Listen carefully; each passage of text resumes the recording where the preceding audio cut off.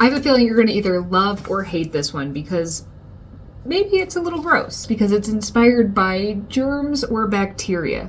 I love watching those under the microscope videos, so we're gonna make a little imaginary microscope scene. Grab your watercolors and give them a spritz. Then I'm actually gonna use just some of the random colors that are on my palette. We're just going to make different blobs. Some of them make a little bit more blobby, some of them make a little bit rounder. We're gonna outline some with multiple colors, drop colors into others. Maybe we'll add in some wormy type shapes to show more parasite type things. And we're just gonna vary all these colors on the page and add some interesting watercolor effects while things are still wet. This part's really up to you. Just have fun with this part. Then we need to let this dry or make it dry.